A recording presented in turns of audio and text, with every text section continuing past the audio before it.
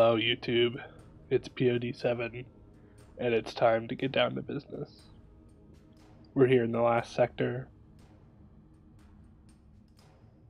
and now, after giving our information to the Federation, it's time to go after the Rebel fleet.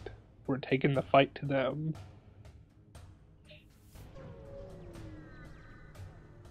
Now what happens in the last stand is the Rebel flagship jumps around as well as you do, but they usually take 2 turns to jump, so it's kind of like a one-sided chess match. But of course, your disadvantage is you have to fight other ships on the way over. So we'll be fighting lots of orange today. There's repair stations, and every once in a while you'll get a store in the last sector. But really, by the last sector, you should be pretty well prepared to fight the last boss. Once you experience the last boss for the first time, you'll know what I mean. And if you haven't played the game before, this will definitely be your first experience, and you'll see why you need to be prepared for the last sector, even on easy difficulty. So both of our little drone guys there are just working hard. Most of the trouble you'll run into in Sector 8 is keeping people's shields down. Because they seem to have some kind of, like, they must have 3 or 4 NG guys in their shield room at all times, it feels like. Because you're constantly having to bombard their shields. So, that's our first rebel down in the last sector. That wasn't too tough of a fight compared to some of the other stuff you can run into in Sector 8.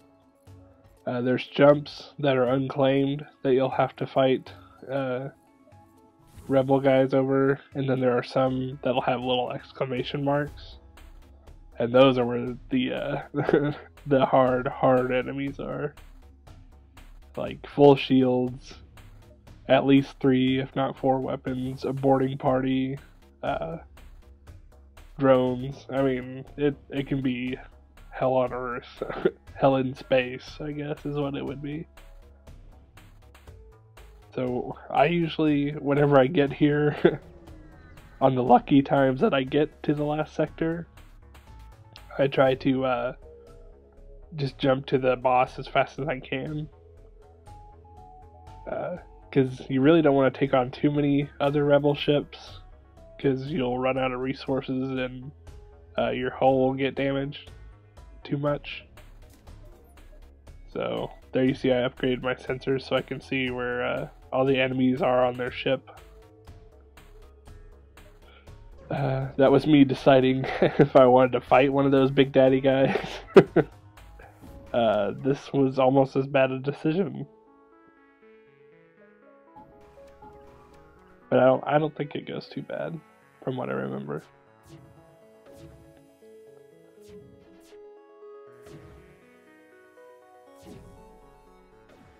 For these guys, it would definitely help to have missiles, because you can get it over with quick. Their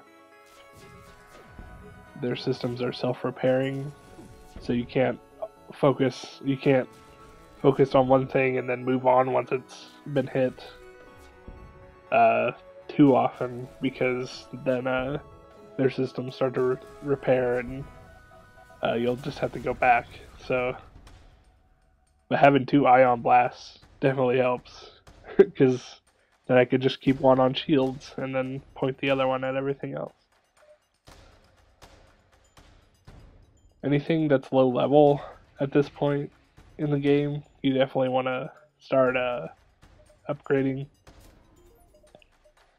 You want to use all the scrap you can before you hit the boss, because you're going to need every single piece of equipment, every power bar, everything that you can have to go after them.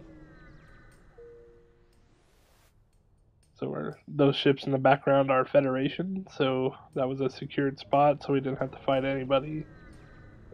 We're on the move, trying to... There's some rebel ships in the background, but they've decided not to hit us. So that little bat guy on the map, that's the boss. So we're just trying to chase him down right now because he keeps moving. And here we go. Look at that. 4 weapons, all of them are manned. The good thing about the way they have the weapons set up on the boss is once their guys are dead, they can't fix that weapon if it breaks.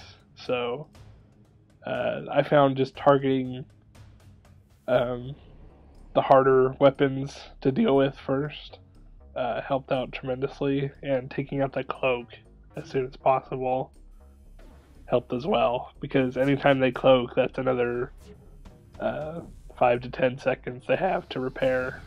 So here we go. Look at that health on the boss, and look at all the systems at the bottom of their little window. It's so overwhelming when the first time you play the boss. It's just, man, it takes your breath away almost. They've got a beam weapon, a laser weapon, a missile launcher that shoots 2 at a time, I think. And then an ion blaster is on the very left. And I think that shoots like 3 blasts at the same time. So, just got barraged by missiles. Definitely try not to panic here. They've got fire as well. And their crew teleporter is damaged. I definitely wanted to make sure that was out. After cloaking and after the ion charge, because if they get on your ship, it's bad news, especially with an NG crew. So I was smart today, and phase 1 complete. As you see, he lost part of his ship, but he was able to teleport out before it caused the rest of his ship to explode. So now it's time to heal up, get everything repaired, and get back in the fight. I was smart today and remembered to bring something to drink. I was dumb today in that drink is Coca-Cola. Whew. Definitely not good for you. Yep, that's what happens when you wake up and decide to record 10 minutes after you get up. Coke first thing in the morning. I really wish I would have upgraded my engines a little bit more to get more dodge ability. But when you have shields up to full strength, it's okay to have your engines not as upgraded. I don't know why I was waggling over the oxygen there, but here we go for phase 2. Now the second phase has a special surprise coming up, and it's a doozy. You can see me. I'm targeting shields and their drone control, and that's because they have 2 drones working on me. And you'll see why I want those taken out here very shortly, I imagine. And that klaxon warning, klaxon siren sound, means more drones. Like 5 extra drones show up out of nowhere. Let's see, 1, 2, 3, 4, 5, 6, 7 drones attacking me all at once. So, yeah, if you can get 2 of those undone, because those are the ones that are permanently there, then you'll only be getting hit by 5, which isn't very comforting, but it's much better than 7, believe me. So we're doing some work on him. We're getting his health down again. All their drones are gone. So all they've got left is missiles. And luckily I have a 2-star pilot, which means he was getting so many evades that he leveled up to be a level 2 pilot. So successful on phase 2. Cross your fingers.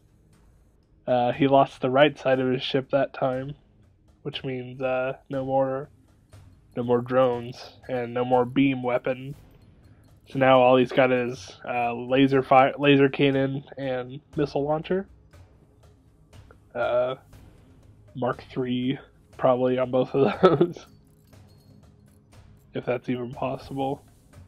I guess, yeah, I think there's a burst laser Mark III that I've never gotten. But I think I've seen Dr. Hefe get it, and I think Doc M got it once, so.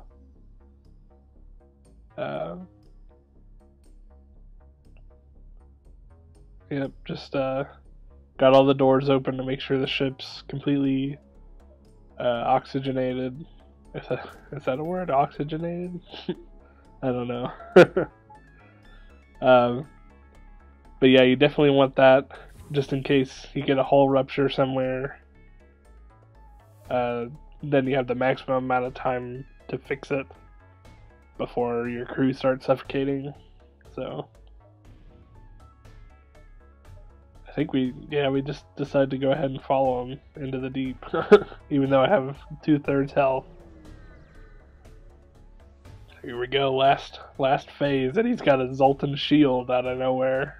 So, but he's down to 2 weapons, so it's a level playing field as far as mounted weapons. But thankfully, we've got our little drone guys, and thankfully, our ion blasters affect the Zoltan shield. Zoltan shield. I don't know if it's Zoltan or Zoltan. What's their power surge on this? Oh, yeah. Laser barrage, that's what it is. I think that was a heavy laser rampage that just happened.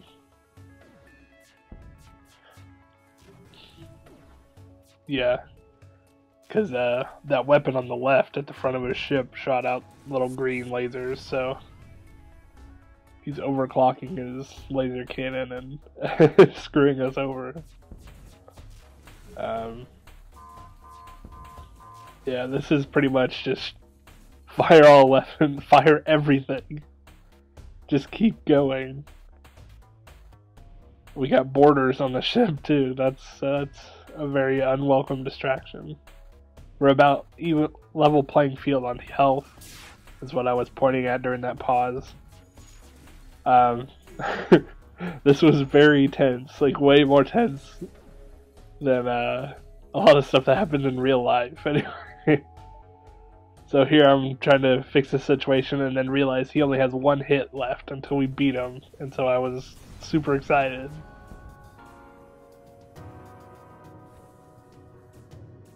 First time hearing that music, that little jingle, and we unlocked a new ship. Yeah, super excited, mouse waggly. So yeah, that's FTL, ladies and gentlemen. I'd like to thank you for watching. Credit lag there for no reason. In episode 2, I mentioned whenever we lost Fen, the NG, I mentioned an achievement, and I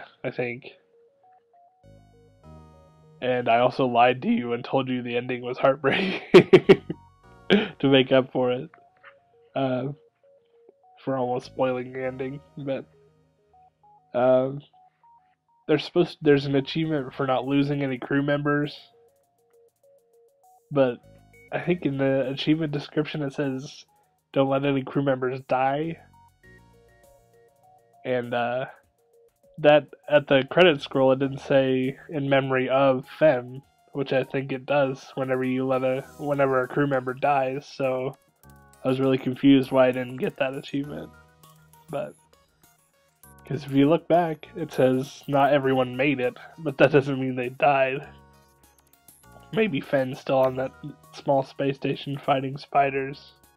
Giant space spiders.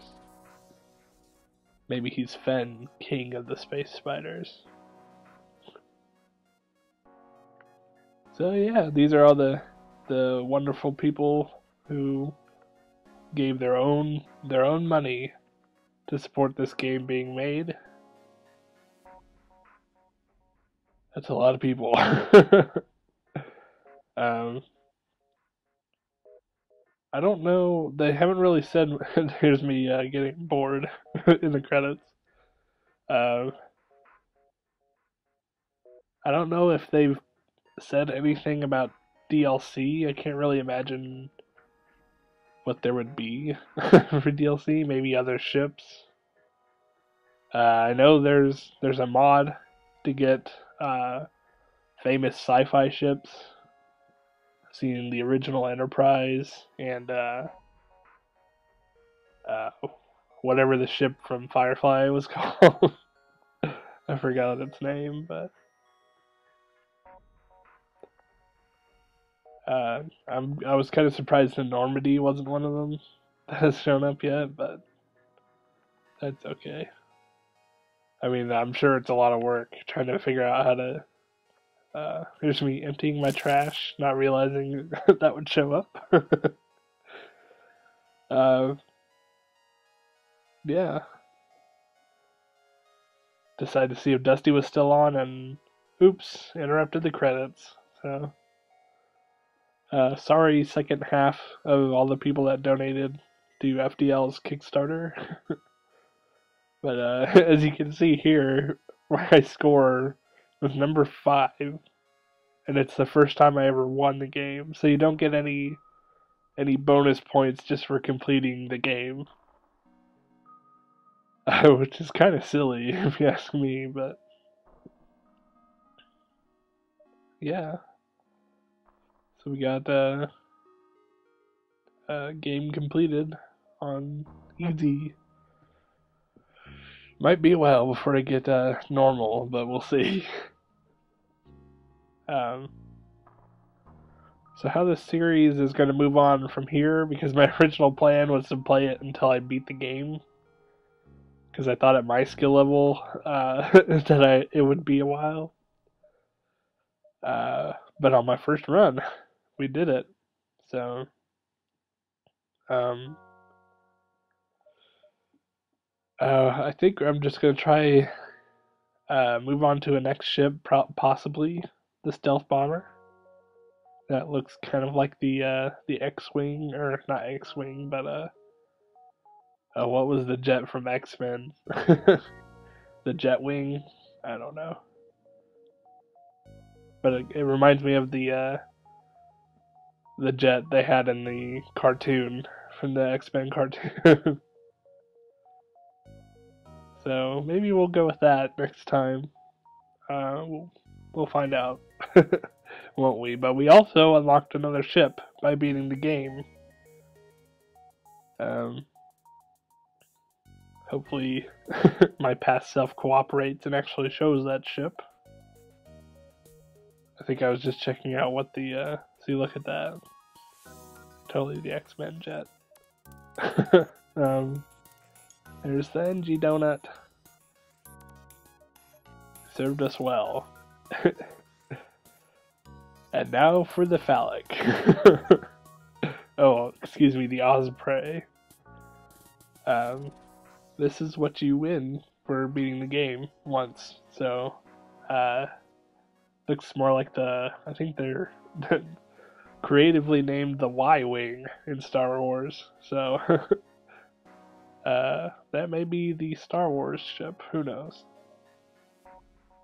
What's special about this one is you get an artillery beam, which is separate from your weapons, and it just goes off constantly. You don't get to choose when it fires. But the good news is it's a beam weapon, so it drags across the ship when it shoots. And it kicks total ass, pretty much. Um, yeah, it's been pretty successful every time I've seen it used, so uh, that could be a possibility for normal difficulty. Plus, you get 4 crew members, so opportunities abound. And just showing off the options one last time, and thanks again for watching Run 1. This is the finale. I am PlayableOnDeath 7, aka POD7, and this has been PlayableOnDeath FTL, Faster Than Light. We will see you all in the next run, or possibly in an intermission. Who knows? Alright guys, take care.